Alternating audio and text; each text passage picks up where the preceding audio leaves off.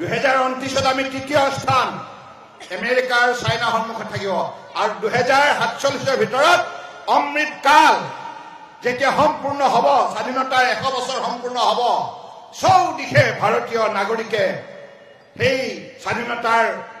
100 বছৰ সম্পূৰ্ণ হোৱাৰ উপলক্ষে যেতিয়া উৎসৱ আয়োজন কৰিব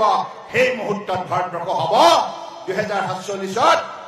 বিশ্বৰ সৰ্বতোতকৈ শক্তিশালী উন্নত ৰাষ্ট্ৰ আৰু সেই উন্নত ৰাষ্ট্ৰ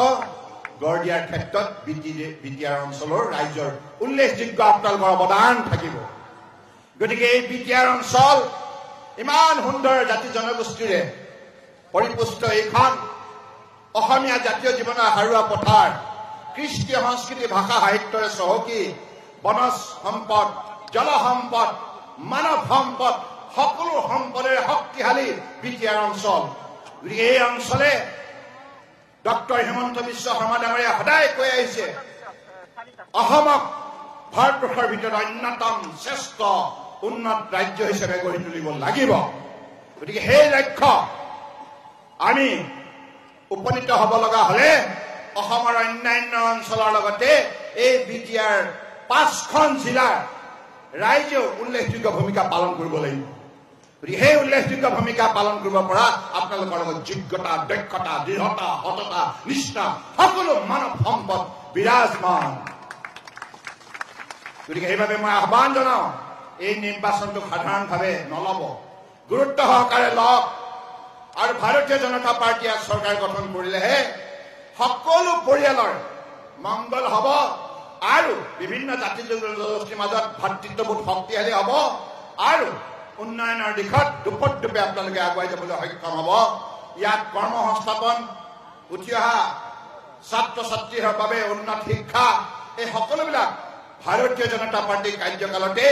আজি ইউনিভাৰ্চিটি হওক মেডিকেল কলেজ হওক সকলো ৰাস্তা পদূলি দলং সম্ভৱ হৈছে আৰু ইয়াত যেতিয়া স্থানীয় চৰকাৰ নেতৃত্ব ল'ব ভাৰতীয় জনতা পাৰ্টীয়ে তেতিয়াহ'লে নিশ্চিতভাৱে আপোনালোকে ইয়াতকৈ 10 গুণ পৰিৱৰ্তন দেখিবলৈ সক্ষম হ'ব কাৰণ বৰ্তমান এই চৰকাৰ পৰিচালনা কৰা দলবিলাকে এই অঞ্চলৰ ৰাইজক সামাজিক ন্যায় দিব পৰা নাই আৰু মানুহৰ মাজত সমন্বয় ধাৰাটো শক্তিশালী কৰি তুলিব পৰা নাই গতিকে সেইবাবে সাৰ্বজনীন দৃষ্টিভংগীৰে ইয়াতো সবকা সাথ সবকা বিকাশ নীতিৰে আমি বিটিআৰ অঞ্চলৰ 5খন জিলাৰ জনগণক প্ৰতিটো পৰিয়ালক শক্তিশালী কৰি তুলিম আৰু সেই প্ৰতিশ্ৰুতিৰে মই আপোনালোকক পুনৰ আহ্বান জনাওঁ পৰম শ্ৰদ্ধাৰ ৰাইজ ইয়াত ট্ৰিপল ইঞ্জিন চৰকাৰ হ'ব নহয় দিল্লী দিছপুৰ আৰু কোকৰাঝাৰ বিটিআৰ গঠন প্ৰক্ৰিয়াত আপোনালোকে সকলোৱে সহযোগ কৰক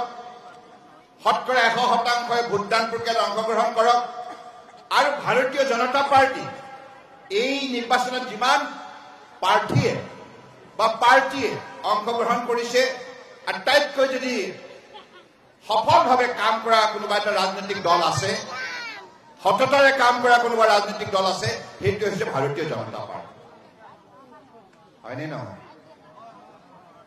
হয়নে নহয় সকলোৱে কওক হয়নে নহয় এইকাৰণে মই কৈছো অটল বিহাৰী বাজপেয়ী ডাঙৰীয়াও 3টা কাৰ্যকালৰ প্ৰধানমন্ত্ৰী আছিল 13 দিন 13 মাহ আৰু 5 বছৰ আৰু বৰ্তমান পৃথিৱীৰ সৰ্বাধিককৈ লোকপ্ৰিয় নেতা ভাৰতবৰ্ষৰ সকলো জনগণৰ অতি মৰমৰ আপোন প্ৰধানমন্ত্ৰী নৰেন্দ্ৰ মোদী ডাঙৰীয়াৰ নেতৃত্বত যোৱা 11 বছৰ ভাৰতবৰ্ষৰ জনগণৰ সহযোগত যিখন চৰকাৰ বিজেপি চৰকাৰ পৰিচালিত হৈছে এইখন চৰকাৰে আজি কেৱল দৰিদ্ৰ জনগণৰ বাবে সকলো শ্ৰেণীৰ ৰাইজৰ বাবে আন্তৰিকতাৰে কাম কৰাৰ বাবে আজি ভাৰতবৰ্ষৰ বিশ্বৰ অন্যতম শক্তিশালী ৰাষ্ট্ৰ হিচাপে চিহ্নিত হৈছে নে নাই হৈছে নে নাই গতিকে আপোনালোকে নিজেই দেখিছে যে আজিৰ তাৰিখত বিশ্বৰ বুকুত বিভিন্ন ধৰণৰ ঘটনা পৰিঘটনা হৈছে এই গোটেই দৃশ্যপথত এখন ৰাষ্ট্ৰই বিশ্ব শান্তিৰ বাবে বিশ্বৰ মানৱ সমাজৰ মাজত সমন্বয় ভৰা শক্তিশালী কৰিবৰ বাবে সন্মুখৰ পৰা নেতৃত্ব দিছে সেইখন ৰাষ্ট্ৰ হৈছে ভাৰতবৰ্ষ আৰু ভাৰতবৰ্ষৰ প্ৰধানমন্ত্ৰী নৰেন্দ্ৰ মোদী ডাঙৰীয়া গতিকে সেইভাবে মই আপোনালোকক আহ্বান জনাও যে ভাৰতীয় জনতা পাৰ্টিয়ে বিদ্যাৰ চৰকাৰ গঠন কৰিলে আপোনালোকে নিশ্চিত হৈ থাকক সকলোবিলাক চৰকাৰ আঁচনি আপোনালোকে সুফল পাবলৈ সক্ষম হ'ব সকলোবিলাক আঁচনি পুৰুষ মহিলা শিশু গৰ্ভৱতী মহিলা যুৱক যুৱতী ছাত্ৰ ছাত্ৰী বৃদ্ধ বৃদ্ধা বিধৱা দিব্যাংগ খেতিয়ক শ্ৰমিক সকলো শ্ৰেণীৰ ৰাইজক লগত লৈ ভাৰতবৰ্ষক বিশ্বৰ বুকুত আত্মনিৰ্ভৰ ভাৰত হিচাপে গঢ়ি তোলাৰ যি যাত্ৰা মাননীয় প্ৰধানমন্ত্ৰী ডাঙৰীয়াই 2014 চনত আৰম্ভ কৰিলে তাৰ ফলশ্ৰুতিত আজি ভাৰতবৰ্ষ শক্তিশালী হ'ল কংগ্ৰেছে 55 বছৰ কাল ৰাজত্ব চলালে 55 বছৰ কাল তেখেতসকলে শাসনত থাকিও ৰাস্তা পদূলি দলং স্বাস্থ্য কেন্দ্ৰ চিকিৎসা ব্যৱস্থা খেতিয়কৰ উপাৰ্জন দুগুণ কৰা আৰু দৰিদ্ৰ জনগণক পকী ঘৰ নিৰ্মাণ কৰা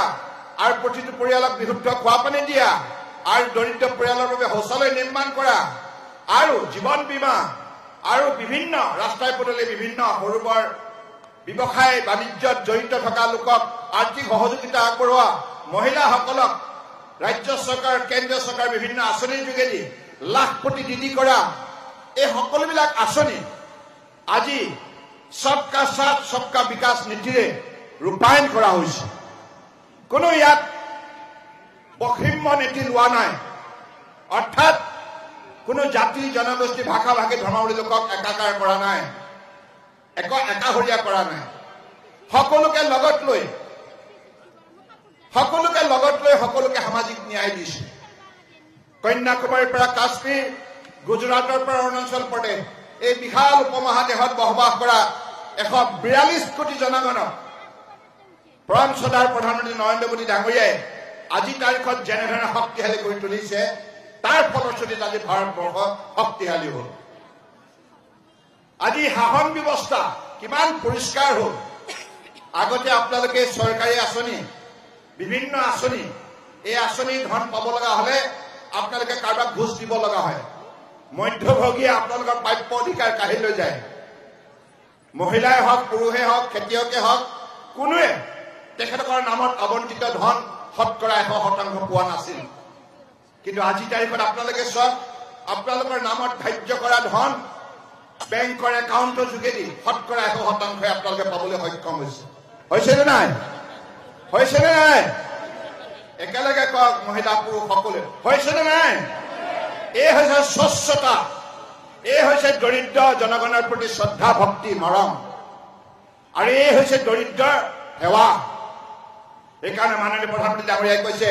সেৱা সুশাসন আৰু গৰীব কল্যাণ এই প্ৰধান মূল মন্ত্ৰ লৈ আজি তেখেতে 11 বছৰে ভাৰতবৰ্ষৰ শাসন ব্যৱস্থাক পৰিষ্কাৰ কৰি স্বচ্ছ আৰু নিকা নীতিৰে আজি ভাৰতবৰ্ষৰ প্ৰতিটো পৰিয়ালক সন্মান সহকাৰে জীয়াই থকাৰ অধিকাৰ দিছে কংগ্ৰেছৰ কাৰ্যকালত কোটি কোটি লোকে ভোকত থাকিব লগা হয় ভাত পানী নাই চাউল মুঠি নাই আটাও নাই কোটি কোটি লোকে ৰাজপথত হ'ব লগা হয় কাৰণ ঘৰ বাৰী নাই অন্ন বস্ত্ৰ বাসস্থান চৌদিশে অভাৱ আছিল তেখেতসকলে সেই সময়ত কি বুলি কৈছিল গৰীবী হটাও কেৱল শ্লোগান আৰু দৰিদ্ৰ নিৰ্মূলকৰণৰ বাবে যিমানবিলাক আঁচনি দৰকাৰ সেই আঁচনি কিছু অংকক লৈ পেলাই সেই আঁচনিৰ ধন বাজেটৰ ধন ধাৰ্য কৰাৰ পাছত কংগ্ৰেছৰ নেতা পালি নেতাই সেইবিলাক ধন আত্মসাৎ কৰাৰ বাবে কোটি কোটি দুখীয়াই হৈ থাকে কিন্তু এইখন সমাজত পুনৰ সজীৱ কৰি তোলাৰ বাবে মাননীয় প্ৰধানমন্ত্ৰী নৰেন্দ্ৰ মোদী ডাঙৰীয়াই সংকল্প গ্ৰহণ কৰি আজি প্ৰাইম মিনিষ্টাৰ আৱাস যোজনাৰ পৰা আৰম্ভ কৰি বেটি বচাও বেটি পঢ়াও PM কিষাণ আৰু শৌচালয় ইত্যাদি হাজাৰটা আঁচনি হাতত লৈ এই আঁচনি পৰা প্ৰতিটো পৰিয়াল যাতে উপকৃত হয় ইয়াৰ বাবে ৰূপায়ণৰ ব্যৱস্থা স্বচ্ছ আৰু নিকা কৰি পেলালে ইয়াৰ মূল কাৰণ হ'ল আমাৰ গোটেই শাসন ব্যৱস্থাটো পৰিষ্কাৰ হ'ল য'ত টকা পইচা লেনাদেনা বন্ধ হৈ গ'ল কংগ্ৰেছৰ দিনত টকা পইচা লেনাদেনাৰ যোগেদি শাসন ব্যৱস্থা পৰিচালিত হৈছিল কিন্তু এতিয়া নৰেন্দ্ৰ মোদী ডাঙৰীয়াই বিজেপিৰ নেতৃত্বত আজি দিল্লীত হওক আজি দিছপুৰত হওক ৰাজ্য চৰকাৰ কেন্দ্ৰীয় চৰকাৰ কতই আজি মানুহে ঘোষ দিব নালাগে আজি স্বচ্ছৰ নিকা শাসন ব্যৱস্থাৰ বাবে আজি ভাৰতবৰ্ষৰ অন্যান্য ৰাজ্যৰ লগতে অসম আজি শক্তিশালী হৈছে আৰু প্ৰতিটো পৰিয়ালে যাতে ভোকত থাকিব নালাগে তাৰ বাবে নৰেন্দ্ৰ মোদী ডাঙৰীয়াৰ নেতৃত্ব চলা চৰকাৰে আজি প্ৰতিগৰাকী ব্যক্তিক 5 কেজিকৈ চাউল বিনামূলীয়াকৈ দিয়াৰ ব্যৱস্থা কৰিছে আৰু অসম চৰকাৰে তাত সংযোজন কৰিছে নিমখ দাইল ইত্যাদি ইত্যাদি গতিকে এনেধৰণে দুখীয়া লোকক সেৱা কৰাৰ যিটো মনোবৃত্তি আজি ভাৰতীয় জনতা পাৰ্টীৰ নেতৃত্বত স্বতঃস্ফূৰ্তভাৱে সেইটো পৰিষ্কাৰ হৈছে মানুহে প্ৰত্যক্ষ কৰিছে মানুহে উপলব্ধি কৰিছে গতিকে সেইবাবে মই কওঁ এই বিটিআৰ অঞ্চলত বাগানপাৰাত সজাগ আৰু সচেতন নাগৰিকে ৰেখাৰণী দাসবৰুৰ দৰে এগৰাকী অত্যন্ত অভিজ্ঞতাপুষ্ট এগৰাকী দক্ষ সমাজকৰ্মী আপোনালোকে পাবলৈ সক্ষম হৈছে প্ৰাৰ্থী হিচাপে পাবলৈ সক্ষম হৈছে গতিকে এইগৰাকী ৰেখাৰণী দাসবৰুক আপোনালোকে সুযোগ দিয়ক মোৰ দৃঢ় বিশ্বাস আগন্তুক দিনত ৰাইজৰ মানুহ হিচাপে সদায় ৰাইজৰ হৈ কাম কৰি যাওক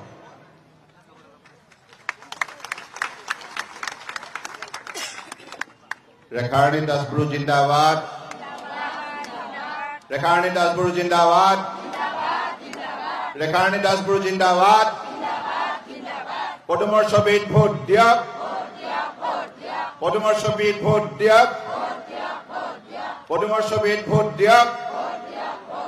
মোক অলপ আগতে ইয়াৰ ইনচাৰ্জ মন্ত্ৰী শ্ৰদ্ধেয় জয়ন্ত মল্ল বৰুৱা ডাঙৰীয়াই ক'লে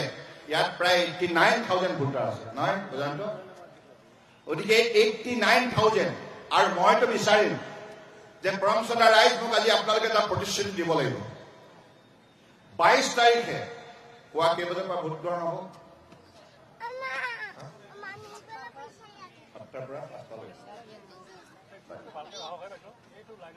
22 তাৰিখে পুৱা 7 বজাৰ পৰা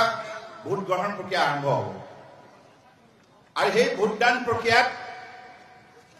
আপোনালোকে শতকৰা 100% ভোটদান প্ৰক্ৰিয়াত অংশগ্ৰহণ কৰিব লাগিব কৰিবনে কম সংখ্যক লোকে সকলোৱে একেমুখে কওক কৰিম আৰু পদুমত ভোট দিম পদুমত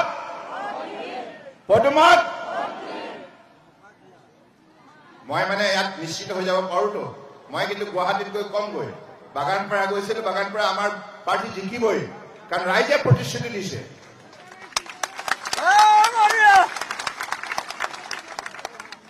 গতিকে আজি এই নিৰ্বাচনত ভাৰতীয় জনতা পাৰ্টীয়ে কিয় অংশগ্ৰহণ কৰিছে পৰম শ্ৰদ্ধাৰ আমাৰ অসম প্ৰদেশৰ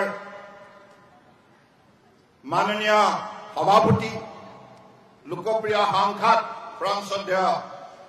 দিলীপ শইকীয়া ডাঙৰীয়াই তেখেতৰ বক্তব্যত কৈছে যে এই নিৰ্বাচনৰ মূল লক্ষ্য হৈছে বা ভাৰতীয় জনতা পাৰ্টীয়ে নিৰ্বাচনত কিয় অংশগ্ৰহণ কৰিছে তাৰ মূল লক্ষ্য হৈছে বিটিআৰ অঞ্চলত স্থায়ী শান্তি আৰু প্ৰগতি আৰু বিভিন্ন বড়ো জনগোষ্ঠীৰ পৰা আৰম্ভ কৰি বিভিন্ন জাতি জনগোষ্ঠী যিমান সংখ্যক আছে সকলো জাতি জনগোষ্ঠীৰ মাজত শক্তিশালী সমন্বয় বাতাবৰণ সৃষ্টি কৰা ভাতৃত্ববোধ দৃঢ়ভাৱে গঢ়ি তোলা কাৰণ ভাৰতীয় জনতা পাৰ্টীয়ে সদায় সমন্বয় গীত গাই আহিছে সমন্বয়ৰ বাবে কাম কৰি আহিছে সেইকাৰণে মাননীয় প্ৰধানমন্ত্ৰী ডাঙৰীয়াই ইমান ডাঙৰ মানৱীয় নীতি হাতত লৈ আজি ভাৰতবৰ্ষৰ দৰে 142 কোটি জনগণৰ এখন জনবিহুল ৰাষ্ট্ৰক শ্ৰদ্ধা সহকাৰে পৰিচালনা কৰিছে সফলতাৰ নেতৃত্ব দিছে ইয়াৰ মূল নীতিটোৱে হ'ল সবকা সাথ আপোনালোকে মোৰ সৈতে ক'ব সবকা সাথ সবকা বিকাশ সকলো জাতি জনগোষ্ঠী ভাষা ভাষী ধৰ্মাৱলম্বী আস্থাৰ বিশ্বাসত লৈ এই যাত্ৰা আৰম্ভ কৰিলে 2014 চনত